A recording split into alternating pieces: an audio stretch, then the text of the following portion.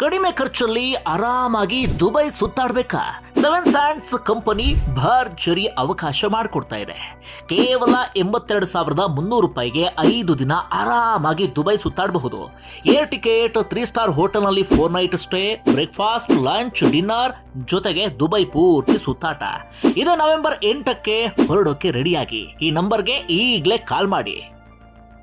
ನಮಸ್ಕಾರ, ಹೇಗಿದ್ದೀರಿ ನೀವೆಲ್ಲರೂ? ನಾನು ಸುಬ್ರಹ್ಮಣ್ಯ ಎಸ್ ಹಂಡಿಗೆ. ಬಂಧುಗಳೇ, ಒಂದು ದೇಶ ಅಭಿವೃದ್ಧಿಯಲ್ಲಿ ಹಿಂದೆ ಉಳಿಯುತ್ತೆ, ಹಿನ್ನಡೆಯನ್ನ ಅನುಭವಿಸುತ್ತೆ ಅಂದ್ರೆ ಅದಕ್ಕೆ ಪ್ರಮುಖ ಕಾರಣ ಆ ದೇಶದಲ್ಲಿ ತಾಂಡವವಾಡ್ತಿರುವಂತಹ ಭ್ರಷ್ಟಾಚಾರ. ನಮ್ಮ ರಾಜ್ಯದ ಉದಾಹರಣೆಯನ್ನು ತೆಗೆದುಕೊಂಡ್ರೆ ಗ್ರಾಮ ಪಂಚಾಯಿತಿಯಿಂದ ಹಿಡಿದು ವಿಧಾನಸೌಧದವರೆಗೂ ಕೂಡ ಲಂಚ ಕೊಡದೆ ಯಾವ ಕೆಲಸವೂ ಆಗೋದಿಲ್ಲ. ಟೇಬಲ್ ಮೇಲ್ಗಡೆ ಫೈಲ್ ಮೂವ್ ಆಗಬೇಕು ಅಂತಾದ್ರೆ ಟೇಬಲ್ ಕೆಳಗಡೆ ದುಡ್ಡನ್ನ ಕೊಡಲೇಬೇಕಾದಂತ ಅನಿವಾರ್ಯ ಪರಿಸ್ಥಿತಿಯನ್ನ ಸೃಷ್ಟಿ ಮಾಡಿಬಿಟ್ಟಿದ್ದಾರೆ. ನಾಚಿಕೆ, ಮಾನ, ಮರ್ಯಾದೆ ಇಲ್ಲದೆ ಕಂಡವರ ಕಾಸಿಗೆ ನಾಲಿಗೆ ಚಾಚುವಂತವರ ಸಂಖ್ಯೆ ದಿನೇ ದಿನೇ ಜಾಸ್ತಿ ಆಗ್ತಾನೆ ಇದೆ.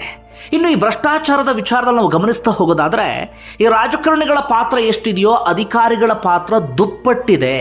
ನಮ್ಮಲ್ಲಿ ಒಂದು ಸರ್ಕಾರಿ ಕೆಲಸವನ್ನ ಮಾಡಿಸ್ಕೊಳ್ಬೇಕು ಅಂತ ಆದರೆ ತಿಂಗಳಾನುಗಟ್ಟಲೆ, ವರ್ಷಾನುಗಟ್ಟಲೆ ಸರ್ಕಾರಿ ಕಚೇರಿಗೆ ಅಲಿಯುವಂತ ಪರಿಸ್ಥಿತಿ ಇದೆ. ಲೋಕಾಯುಕ್ತ ರೇಡ್ ಆಗುತ್ತೆ, ಹಿಂದೆ ACB ರೇಡ್ ಆಗ್ತಿತ್ತು, ಬೇರೆ ಬೇರೆ ತನಿಖಾ ಸಂಸ್ಥೆಗಳಿಂದಲೂ ಕೂಡ ರೇಡ್ ಆಗ್ತಾ ಇರುತ್ತೆ. ಆದರೆ ಅದರಿಂದ ಆದಂಥ ಪ್ರಯೋಜನ ಎಷ್ಟು ಅಂತ ನಾವು ಗಮನಿಸ್ತಾ ಹೋಗೋದಾದ್ರೆ ಆ ಪ್ರಯೋಜನ ತೀರಾ ಕಡಿಮೆ. ಇವತ್ತಿಗೂ ಸರ್ಕಾರಿ ಕಚೇರಿಗಳಲ್ಲಿ ಲಂಚ ಕೊಡದೆ ಕೆಲಸ ಮಾಡಿಸಿಕೊಳ್ಳೋದಕ್ಕೆ ಆಗದಂತಹ ಪರಿಸ್ಥಿತಿ ಇದೆ. ಈ ಲಂಚಬಾಕತನಕ್ಕೆ, ಭ್ರಷ್ಟಾಚಾರಕ್ಕೆ ಕಡಿವಾಣ ಹಾಕದೆ ದೇಶದ ಅಭಿವೃದ್ಧಿ ಸಾಧ್ಯವೇ ಇಲ್ಲ. ಯಾಕೆ ಈ ಸುದೀರ್ಘವಾದಂಥ ಪೀಠಿಕೆಯನ್ನು ಹಾಕದೆ ಅಂದರೆ ಈ ಭ್ರಷ್ಟಾಚಾರಕ್ಕೆ ಕಡಿವಾಣ ಹಾಕೋದಿಕ್ಕೆ ಇದೀಗ ಉತ್ತರ ಪ್ರದೇಶದ ಯೋಗಿ ಆದಿತ್ಯನಾಥ ಸರ್ಕಾರ ಒಂದೊಳ್ಳೆ ಹೆಜ್ಜೆಯನ್ನು ಇಟ್ಟಿದೆ. ಯಾರೇನೇ ಹೇಳಿದರೂ ಕೂಡ ನನ್ನ ಪ್ರಕಾರ ಇದು ಕ್ರಾಂತಿಕಾರಕ ಹೆಜ್ಜೆ, ಒಂದೊಳ್ಳೆ ನಡೆ ಅಥವಾ ಉತ್ತಮ ನಿರ್ಧಾರ ಅಂದ್ರೂ ಕೂಡ ತಪ್ಪಾಗ್ಲಿಕ್ಕಿಲ್ಲ. ನಿಮ್ಮೆಲ್ಲರಿಗೂ ಕೂಡ ಗೊತ್ತಿರುವ ಹಾಗೆ ಉತ್ತರ ಪ್ರದೇಶವನ್ನ ಗೂಂಡಾ ರಾಜ್ಯ ಅಂತ ಕರಿತಾ ಇದ್ವಿ. ಈ ಉತ್ತರ ಪ್ರದೇಶವನ್ನ ಭ್ರಷ್ಟಾಚಾರಿಗಳೇ ತುಂಬಿ ತುಳುಕ್ತಿರುವಂಥ ರಾಜ್ಯ ಅಂತ ಕರಿತಾ ಇದ್ವಿ. ಈ ಗೂಂಡಾ ರಾಜ್ಯ ಎನ್ನುವಂಥ ಹಣೆಪಟ್ಟಿಯನ್ನ ಈಗಲೂ ಕೊಳಚಿಕೊಳ್ಳೋದಕ್ಕೆ ಸಾಧ್ಯ ಆಗ್ತಾ ಇಲ್ಲ. ಅದೇನೇ ಬುಲ್ಡೋಜರ್ ಕ್ರಮ ತೆಗೆದುಕೊಂಡ್ರು, ಅದೇನೇ ಸಾಲು ಎನ್ಕೌಂಟರ್ ನಡೀತಾ ಇದ್ರೂ ಕೂಡ ಅಲ್ಲಿ ಈಗಲೂ ಕೂಡ ನಡೀತಿರುವಂಥ ಕ್ರೈಮ್ಗಳಿಗೆ ಕಡಿವಾಣ ಹಾಕೋದಿಕ್ಕೆ ಸಾಧ್ಯ ಆಗ್ತಾ ಇಲ್ಲ. ಮತ್ತೊಂದು ಈ ಭ್ರಷ್ಟಾಚಾರ, ಅಲ್ಲಿ ಈಗಲೂ ಕೂಡ ಭ್ರಷ್ಟಾಚಾರ, ಲಂಚಬಾಕತನ ಎಲ್ಲವೂ ಕೂಡ ತಾಂಡವವಾಡ್ತಾ ಇದೆ. ಹೀಗಿರುವಂಥ ಸಂದರ್ಭದಲ್ಲಿ ಯೋಗಿ ಆದಿತ್ಯನಾಥ್ ಒಂದು ದಿಟ್ಟ ನಿರ್ಧಾರವನ್ನು ತೆಗೆದುಕೊಳ್ತಾರೆ.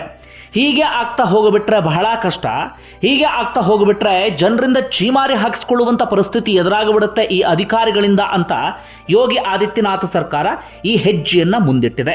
ಅದೇನಪ್ಪ ಅಂದರೆ ಅಲ್ಲಿರುವಂಥ ಸರ್ಕಾರಿ ನೌಕರರು ತಮ್ಮ ಆಸ್ತಿ ಪಾಸ್ತಿ ವಿವರವನ್ನು ಘೋಷಣೆ ಮಾಡಿಕೊಳ್ಳಬೇಕು. ಕೇವಲ ಘೋಷಣೆ ಮಾಡಿಕೊಳ್ಳೋದು ಮಾತ್ರ ಅಲ್ಲ, ಒಂದು ವೆಬ್ಸೈಟನ್ನು ಕೊಟ್ಟಿದ್ದಾರೆ. ಆ ವೆಬ್ಸೈಟ್ನಲ್ಲಿ ದಾಖಲೆಗಳ ಸಹಿತ ಎಲ್ಲ ಡೀಟೇಲನ್ನು ಕೂಡ ಅಪ್ಲೋಡ್ ಮಾಡಬೇಕಾಗತ್ತೆ.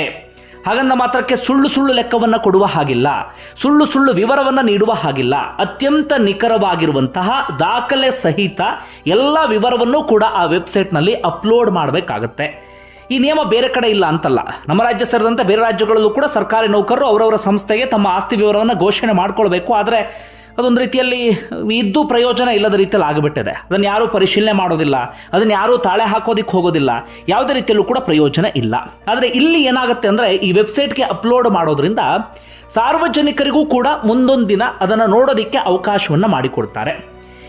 ಎನ್ನುವಂಥ ಸರ್ಕಾರಿ ನೌಕರನ ಬಗ್ಗೆ ನಮ್ಗೆ ಯಾರಿಗೂ ಅನುಮಾನ ಬರುತ್ತೆ ಅಂತ ಇಟ್ಕೊಳ್ಳಿ, ಈತ ಎಲ್ಲೋ ಲಂಚ ತೆಗೆದುಕೊಳ್ತಾ ಇರಬೇಕು ಅಥವಾ ಏನೋ ಭ್ರಷ್ಟಾಚಾರ ಮಾಡ್ತಿರಬೇಕು, ಬೇಕಾಬಿಟ್ಟಿಯಾಗಿ ಆಸ್ತಿ ಮಾಡ್ತಿರಬೇಕು ಅಂದಾಗ ಆ ಎನ್ನುವಂಥ ಸರ್ಕಾರಿ ನೌಕರನ ಆಸ್ತಿ ವಿವರವನ್ನು ನಾನು ಆ ವೆಬ್ಸೈಟ್ಗೆ ಹೋಗಿ ಸರ್ಚ್ ಮಾಡಬಹುದು. ಅಲ್ಲಿ ಸರ್ಚ್ ಮಾಡಿದಾಗ ಆತನ ಆಸ್ತಿ ವಿವರ ನನಗೆ ಸಿಗುತ್ತೆ. ಆದರೆ ನನಗೆ ಕಣ್ಣಿಗೆ ಬೇರೆ ಆಸ್ತಿ ಕಾಣಿಸ್ತಾ ಇರುತ್ತೆ ಅಂತ ಇಟ್ಕೊಳ್ಳಿ, ಬೇರೆ ಬೇರೆ ಕಡೆ ಆತ ಸೈಟ್ ಮಾಡಿದ್ದಾನೆ, ಮನೆ ತಗೊಂಡಿದ್ದಾನೆ, ಇನ್ನೇನೋ ಮಾಡಿದ್ದಾನೆ ಅನ್ನೋದು ನನ್ನ ಅರಿವಿಗೆ ಬಂತು ಅಂತಾದರೆ ನಾನು ಆತನ ವಿರುದ್ಧ ದೂರು ಕೊಡಬಹುದು, ಆತನ ವಿರುದ್ಧ ಕ್ರಮ ತೆಗೆದುಕೊಳ್ಳುವ ರೀತಿಯಲ್ಲಿ ಮಾಡಬಹುದು. ಇದೊಂದೊಳ್ಳೆ ಕ್ರಾಂತಿಕಾರಕವಾಗಿರುವಂಥ ಹೆಜ್ಜೆ. ಇದರಿಂದ ಸಾರ್ವಜನಿಕರಿಗೂ ಕೂಡ ಪ್ರತಿ ಸರ್ಕಾರಿ ನೌಕರನ ಬಗ್ಗೆ ಗೊತ್ತಾಗತ್ತೆ, ಪ್ರತಿ ಸರ್ಕಾರಿ ನೌಕರನ ಆಸ್ತಿ ಪಾಸ್ತಿಯ ವಿವರವನ್ನು ತಿಳ್ಕೊಳ್ಳಬಹುದು. ಅಷ್ಟು ಮಾತ್ರ ಅಲ್ಲ, ಹೀಗಾಗೋದ್ರಿಂದ ಸರ್ಕಾರಿ ನೌಕರನಿಗೂ ಕೂಡ ತಕ್ಕ ಮಟ್ಟಿಗೆ ಮಟ್ಟಿಗೆ ಭಯ ಇರುತ್ತೆ, ಒಂದು ಸಣ್ಣ ಆತಂಕ ಇರುತ್ತೆ. ಈ ಲಂಚ ತೆಗೆದುಕೊಳ್ಳೋದಕ್ಕೆ ಅಥವಾ ಕಂಡವರ ಕಾಸಿಗೆ ನಾಲಿಗೆ ಚಾಚೋದಕ್ಕೆ ಆತನು ಕೂಡ ಸ್ವಲ್ಪ ಮಟ್ಟಿಗೆ ಹಿಂದೇಟನ್ನು ಹಾಕಬಹುದು.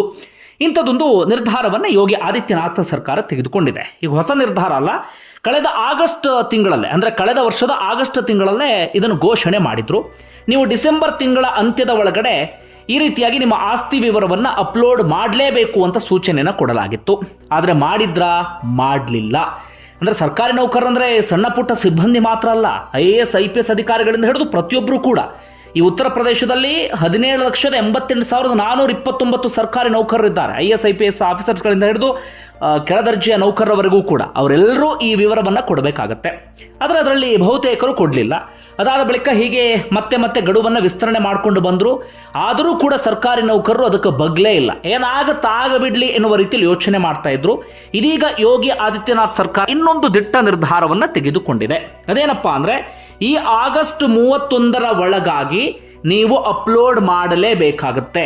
ಅಪ್ಪಿ ನಿಮ್ಮ ಆಸ್ತಿ ವಿವರವನ್ನು ಅಪ್ಲೋಡ್ ಮಾಡಿಲ್ಲ ಅಂತಾದರೆ ಇನ್ನು ಮುಂದೆ ನಿಮಗೆ ಸಂಬಳ ಸಿಗೋದಿಲ್ಲ ಅಂತ ಯೋಗಿ ಆದಿತ್ಯನಾಥ್ ಸರ್ಕಾರ ಇದೀಗ ಬಹಳ ಸ್ಪಷ್ಟವಾಗಿ ಹೇಳ್ತಾ ಇದೆ.